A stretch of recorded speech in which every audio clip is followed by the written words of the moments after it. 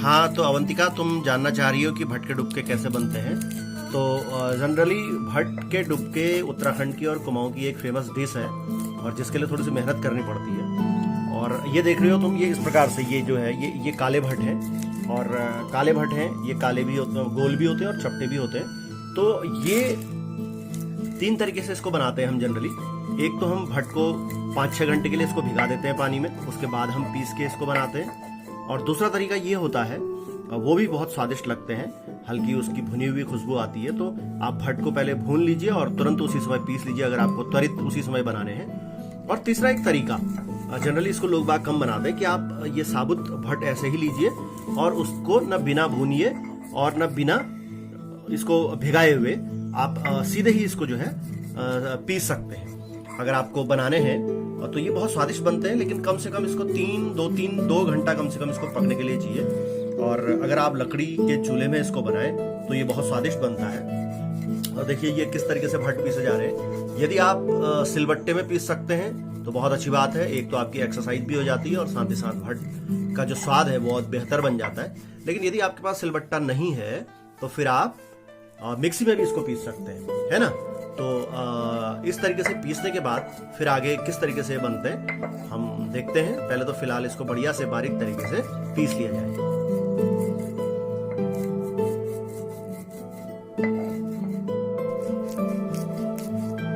तो आप देख रहे हैं अब ये भट पीसे जा चुके हैं, इस तरीके से देखिए ये बारीक से हो चुके हैं ये पीसने के बाद।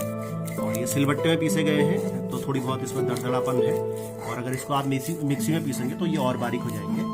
और इसको थोड़ी सी सिल्की फ्लेवर के लिए इसको हम इसके लिए चावल का जो है, चावल को थोड़ी देर 1 मुट्ठी चावल आप लीजिए और उसको थोड़ी देर भिगा लीजिए, और उसके पश्चात उस चावल को भी उसका पेस्ट बना लीजिए। आप चाहे तो सिलबट्टे में बना सकते हैं और चाहे तो मिक्सी में। और ये देखिए चावल बहुत आसानी से पिस जाते हैं, बहुत ज़्यादा इसमें मेहनत की आवश्यकता नहीं पड़ती। और ये इसके फ्लेवर को, भट के डुबके के फ्लेवर को और बेहतर बनाता है। कुछ लोग इसमें आटा घोल के भी डालते हैं, लेकिन वो स्वाद उतना अच्छा नहीं आता जो चावल को भिगा के पीसने के बाद जो स्वाद आता है वह अन्य किसी चीज में नहीं आता। तो इस तरीके से आप इसको कर सकते हैं। तो एक तरीके से हमारी ये तैयारी इसमें हो चुकी है। ये डुबके बनाने के लिए किस किस मसाले की आवश्यकता पड़ती है, तो आइए पता करते हैं अवंतिका से। अवंतिका बताएंगी। सबसे पहले हमको चाहिए इसके लिए पिसा हुआ लहसुन और हरी मिर्च, फिर हमको चाहिए लाल मिर्च तड़के के लिए, फिर धनिया नहीं, ये जीरा है। और जीरा जो है, जीरा चाहिए, और साथ ही साथ और बताइए क्या मसाले चाहिए इसमें। और हमको चाहिए हल्दी, धनिया पाउडर और नमक। ये मसाले हैं, और हरी मिर्च या नमक या हल्दी या फिर ये जो धनिया पाउडर है, ये सभी स्वाद के अनुसार आप इसको यूज कर सकते हैं। खासतौर पर नमक है, इसको स्वाद के अनुसार, और मिर्च को स्वाद के अनुसार आप ले सकते हैं। और लहसुन जो है, लहसुन आप देख पा रहे हैं, पिसा हुआ लहसुन है, ये कूटा हुआ लहसुन है, हरी मिर्च है। ये लहसुन का स्वाद इसको बहुत बेहतरीन बना देता है। और यदि कोई लहसुन प्याज वगैरह नहीं खाता, कुछ लोग इसमें प्याज भी डालते हैं काट के, आप प्याज काट के भी डाल सकते हैं। और यदि आप लहसुन प्याज नहीं खाते तो आप एक पहाड़ में कुछ जड़ी बूटियां जैसी मिलती हैं, मसाले होते हैं, वो जम्बू है, गंधरायणी है, उसका भी तड़का आप लगा सकते हैं, और वो भी इसके स्वाद को बहुत बेहतरीन बना देता है। और तो आइए किस तरीके से बनाते हैं इसको हम देखते हैं।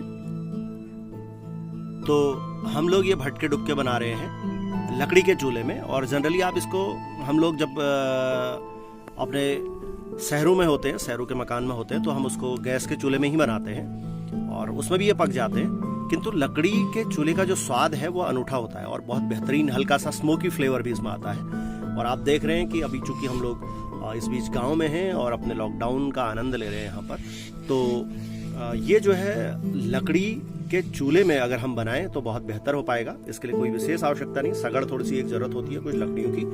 और हम कढ़ाई रखते हैं, कढ़ाई रखी और उसमें कुछ हमने तेल लिया। तो ये कढ़ाई में हमने तेल डाला था और ये तेल जो है गर्म हो चुका है। आप देख रहे हैं तेल गर्म हो गया। तो इसमें देखिए ये जीरे का तड़का, क्योंकि तेल बहुत ज़्यादा गर्म है तो जीरा एकदम जल जाएगा। तो फटाफट आपने जैसे ही डाला लाल मिर्च और साथ ही साथ लहसुन, हरी मिर्च, जो पेस्ट आपने बनाया था उसको भी आपने डाल दिया। और ये फ्राई होने में ज़्यादा वक्त नहीं लगता है। और ये जो भट है, ये आप देख रहे हैं भट, ये भट हमने ना तो भुने हैं और ना भिगा के रखे हैं। ये बिल्कुल उसी समय हमने सीधे भट लिए और पीस लिया है। और जैसा कि मैंने आपको पहले भी बताया था कि हम अलग अलग तरीकों से भट के डुबके बना सकते हैं। और आप देख रहे हैं कि हम इसको भून रहे हैं। आप चाहें तो 4-5 घंटे भट को भिगा के पीस के बनाएं, उसका स्वाद कुछ अलग होता है। पीसने के बाद फिर प्रोसेस लगभग फिर सबकी यही रहती है। आप उसको, उस पेस्ट को भून लेंगे। और चूंकि ये भिगाए हुए भट नहीं है तो इसको भी हम भून रहे हैं। इसके बाद की सारी प्रोसेस, सभी प्रकार के डुबकों की जो प्रोसेस है वो एक जैसी रहती है। हाँ, थोड़ी सी टाइम लेता है। अगर भट के डुबके 2 घंटे लगभग पक जाए बहुत हल्की आंच में, तो इसका स्वाद कुछ विशेष बन जाता है। इसमें एक अलग मिठास आ जाती है। तो ये भट भुने जा चुके हैं, पिसे हुए भट। अब इसमें पानी डालते हुए, ये पानी डाल दिया। पानी की मात्रा थोड़ी इसमें ज्यादा रखनी होती है क्योंकि पकते पकते काफी पानी सूख जाता है।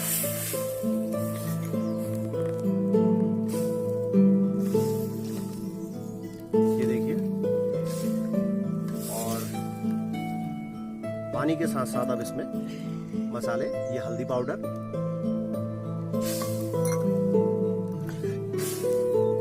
ये धनिया पाउडर,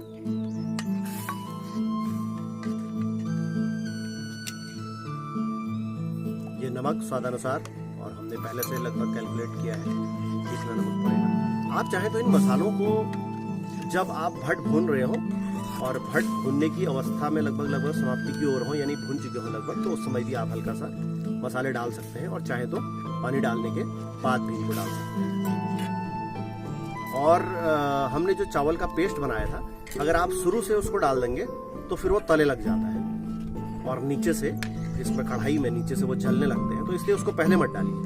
पहले आप इसको ऐसे ही पकने दीजिए और उसको लास्ट में हम डालेंगे। तो इस तरीके से पानी की मात्रा थोड़ी इसमें ठीक ठाक बढ़ा लीजिए और ढक्कन रख के इसको पकने के लिए छोड़ दीजिए। और ढक्कन भी इस तरीके से रखिए और कि ये नीचे एक तो तला ना लगे, बीच बीच में इसको हिलाते रहिए।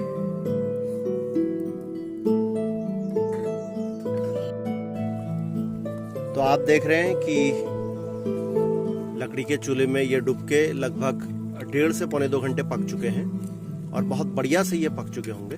अब हम इसमें चावल का जो हमने पेस्ट बनाया था उसको डालते हैं, जिसको कुमाऊनी भाषा में और खासतौर पर हमारे बागेश्वर क्षेत्र में इसको बिस्वार कहते हैं।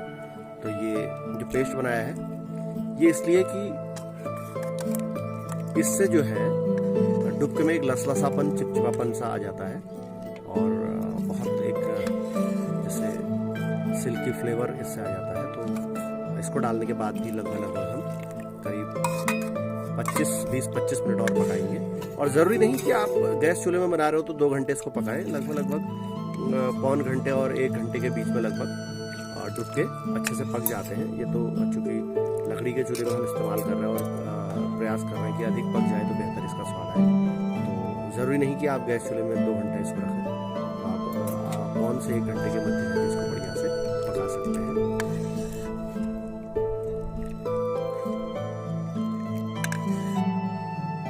तो आप देख रहे हैं कि चावल का पेस्ट डालने के बाद लगभग हमने आधा घंटा और पकाया और डुबके, बेहतरीन डुबके तैयार हो चुके हैं। और इसको हरे धनिया से आप गार्निश कर लीजिए। उड़ती हुई इसकी सौदी सौदी सुगंध बड़ी अच्छी ही जो है आपकी भूख को जगा देती है। और चावल के साथ इसका बेहतरीन आनंद लीजिए। और धन्यवाद अवंतिका, थैंक यू, आपने इसको बनाने के लिए जो है प्रयास किया और आप सभी का धन्यवाद। तो फ्रेंड्स, उम्मीद है आपको मेरी वीडियो अच्छी लगी होगी। अगर आपको मेरी भट के डुबकी की रेसिपी